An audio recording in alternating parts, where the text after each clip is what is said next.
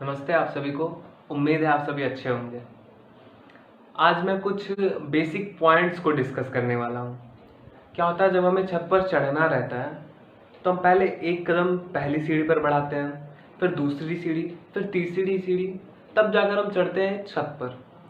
तो जब हमें कुछ बड़ा जानना है तो उसके लिए हमें छोटे छोटे पॉइंट्स क्लियर करने पड़ते हैं, हमें छोटी छोटी बिंदुओं को, छोटे छोटे टॉपिक्स जानने पड़ते हैं। तो आज हम उन्हीं बेसिक चीज़ों के बारे में जानेंगे। आज हम पढ़ेंगे वस्तुएं, पदार्थ। आज हम पढ़ेंगे पारदर्शी, अपारदर्शी, विलेय, अविलेय, पारभासी। ऐसे कुछ पॉइंट्स हैं जिसको आज हम डिस्कस करेंगे और जानेंगे कि आखिर ये क्या क्या होते हैं। तो चलिए शुरू करते हैं। पहले हम डिस्कस करते हैं वस्तुओं पर। आप अपने आसपास देखिए, अभी देखिए आप क्या क्या देख पा रहे हैं। आप एक दीवार देख पा रहे होंगे, आप एक साइकिल देख पा रहे होंगे, आप एक टिफिन देख पा रहे होंगे, एक थाली देख पा रहे होंगे, एक शीशा देख पा रहे होंगे, एक पेन देख पा रहे होंगे, एक बुक देख पा रहे होंगे। जितनी भी चीज़ें आप देख पा रहे हैं वो सारी चीज़ें क्या हैं? वो वस्तुएं हैं। जिन्हें हम देख पा रहे हैं वो सब की सब वस्तुएं हैं। कुछ कठोर हैं, कुछ मुलायम हैं। जैसे अगर हम रबर को लेते हैं तो रबर है, लचीला है। लेकिन अगर हम एक लोहे की छड़ ले लेते हैं, वो कठोर है। तो हमें देखना ये है कि आखिर ये जो वस्तुएं होती हैं किस किस चीज़ों से मिली रहती हैं, किस चीज़ों से मिलकर बनी रहती हैं। तो जो जितनी भी वस्तुएं हैं वो मिलकर जिससे बनी रहती हैं उसे पदार्थ कहते हैं। जैसे अगर हम यूज़ करते हैं एक टेबल का तो वो लकड़ी से बनी होगी, तो वो लकड़ी पदार्थ है जिससे वो टेबल बना है। हम देखते हैं हमारा जो शीशा है वो कांच से बना है, जाहिर सी बात है। तो जो कांच है वो पदार्थ है। हम देखते हैं कि हमारा जो छड़ है, दीवारों में जो छड़ लगी रहती है वो लोहे से बनी रहती है। तो लोहा एक पदार्थ है और छड़ वस्तु है। तो चलिए एक काम देता हूँ मैं आपको। अपने आसपास देखिए ऐसी कौन कौन सी चीज़ें हैं जो लोहे के पदार्थ से बनी हैं और ऐसी कौन कौन सी चीज़ें हैं जो प्लास्टिक से बनी हैं। तो आप उसको दो ग्रुप्स बना लीजिए और उन दो ग्रुप्स में बांट लीजिए। आप खुद देखिए कि कौन सी वस्तुएं लोहे से बनी हैं, कौन सी प्लास्टिक से। लोहा और प्लास्टिक दो पदार्थ हैं।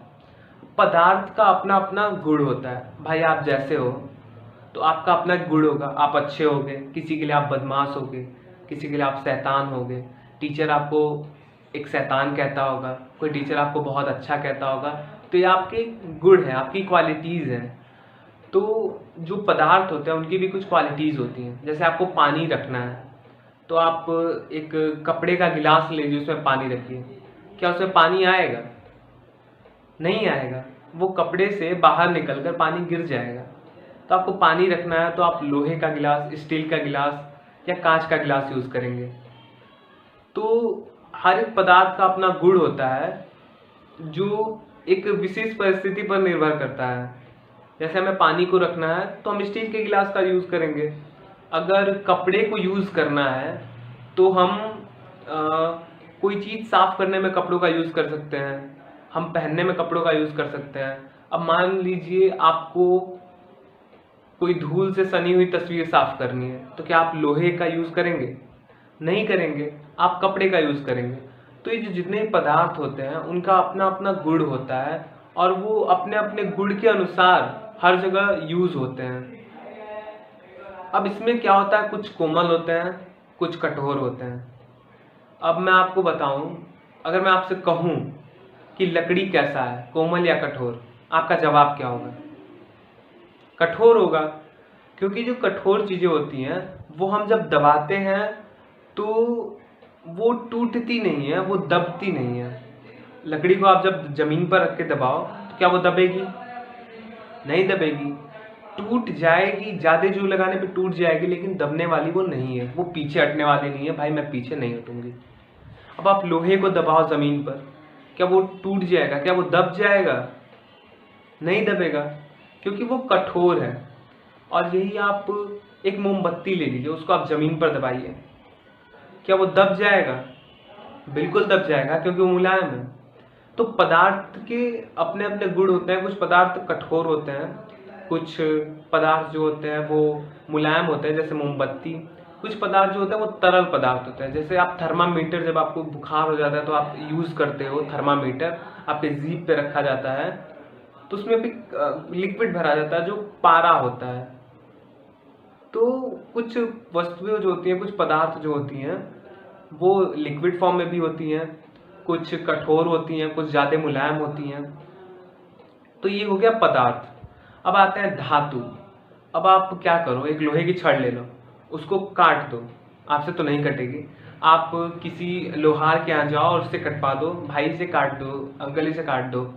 तो जब वो लोहे की छड़ काटेंगे तो आप देखोगे कि उसका जो कटा हुआ भाग है वो शाइन कर रहा है, वो चमक रहा है। तो ये क्या होता है, वो उसे द्युति कहते हैं। द्युति एक तरीके का लाइट उससे निकल रहा होता है, वो चमकता है, उसे द्युति कहते हैं। तो जो भी पदार्थ इस प्रकार की द्युति देते हैं उसे क्या कहते हैं, धातु। जिन भी पदार्थों में इस प्रकार की द्युति होती है उसे हम नाम देते हैं धातु का। ये धातु क्या होते हैं, प्रायः कठोर होते हैं, केवल एक पारे को छोड़ दिया जाए, जो पारा थर्मामीटर में यूज किया जाता है। तो अधिकतर धातु हम देखेंगे तो कठोर होते हैं। जैसे आप सोने को कटवाते हैं तो शाइन करता है, वो चमकता है। चांदी को कटवाते हो वो शाइन करता है, चमकता है। आप ऐसी कई सी चीजें हैं, ऐसी कई धातुएं हैं जिनको आप कटवाओगे तो वो उनका गुण है कि उनको चमकना ही है। तो ये हो गया धातु। अब हम बात करते हैं आखिर विलेय क्या होता है और अविलेय क्या होता है। तो जैसे आपको नींबू पानी पीना रहता है तो आप क्या करते हो, उसमें चीनी डलवाते हो मम्मी से कि मम्मी थोड़ा इसमें चीनी डाल देना, थोड़ा टेस्टी लगेगा। थोड़ा नींबू नमक पानी पीते हो या नींबू चीनी पानी पीते हो। तो उसमें क्या होता है कि जो चीनी होता है वो अच्छे से घुल जाता है। यानी आप ये कह सकते हो कि वो चीनी उस पानी में विलेय है। ठीक, जो भी चीज़ विलयन में, यानी जो भी द्रव पदार्थ है जैसे पानी, उसमें अगर वो पूर्णतः घुल जाता है तो आप उसे कहोगे कि ये विलेय है। और जैसे आप ले लेते हो, एक छोटा सा कंकड़ ले लेते हो, छोटा छोटा पत्थर ले लेते हो 4-5, उसको आप पानी में मिलाओ, काफ़ी देर तक मिलाओ, बहुत देर तक, 1 घंटे 2 घंटे, घुल जाएगा। कभी मिलाकर देखना, नहीं घुलेगा, तो उसे क्या कहते हैं, अविलेय कहते हैं। तो जो पानी में मिलने की जो क्षमता होती है उसके आधार पर हम विलेय और अविलेय 2 भागों में बांट देते हैं चीज़ों को, पदार्थों को। अब हम डिस्कस करते हैं, ये चीज़ें हो गई विलेय अविलेय। डिस्कस करते हैं पारदर्शी, अपारदर्शी और पारभासी। अच्छा, आपने कभी गौर किया है, जो मिठाइयाँ रखी जाती हैं, आप कहीं जाते हो तो मिठाइयाँ शीशे के अंदर रखी जाती हैं, कांच का कुछ बना रहता है डिब्बा, उसके अंदर रखी जाती हैं। तो आप भी उसको देख लेते हो, आप उसको देख पाते हो अच्छे से। तो इसका मतलब क्या है, जिस वस्तु के पार आप देख लेते हो तो वो क्या है, पारदर्शी वस्तु है, उसे कहते हैं।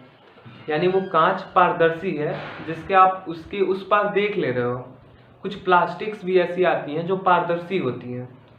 अब अपारदर्शी आपको कहना होगा तो आप क्या नाम दोगे, अपारदर्शी वे वस्तुएं होती हैं जिसके उस पार आप नहीं देख सकते हो। यानी आपका जो दीवार रख दिया जाएगा, आपका कोई दीवार है तो उसके उस पर आप नहीं देख पाते हो, इसका मतलब क्या है, वो अपारदर्शी है। अब ये हो गया पारदर्शी, अपारदर्शी। पारभासी क्या होता है, कुछ चीजें, कुछ वस्तुएं ऐसी होती हैं जिसके उस पार आप देख सकते हो लेकिन हल्का हल्का देख पाते हो, आप बहुत ही कम मात्रा में देख पाते हो। जैसे कोई कागज है, उस पर आप तेल से सना हुआ कागज है, तो उसके उस पार हल्की हल्की चीजें दिखाई देती हैं। उसको लाइट जलाओगे तो लाइट उस पार हल्का हल्का जाता है, इसका मतलब क्या है, पारभासी है वो, उसके उधर आप हल्का हल्का आभासी रूप से देख सकते हैं। तो ये 3 चीजें हो गई, पारदर्शी, अपारदर्शी, पारभासी। 3 चीजें हो गई, सब कुछ क्लियर रहा।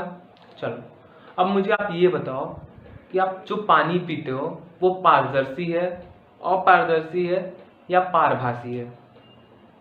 ये आपको तीन ऑप्शन दिया है मैंने, आपको इनमें से चूज करना है कि आखिर आप जो पानी पीते हो वो कैसा है।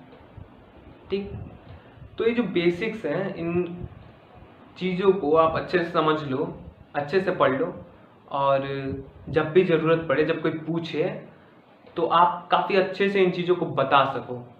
ओके।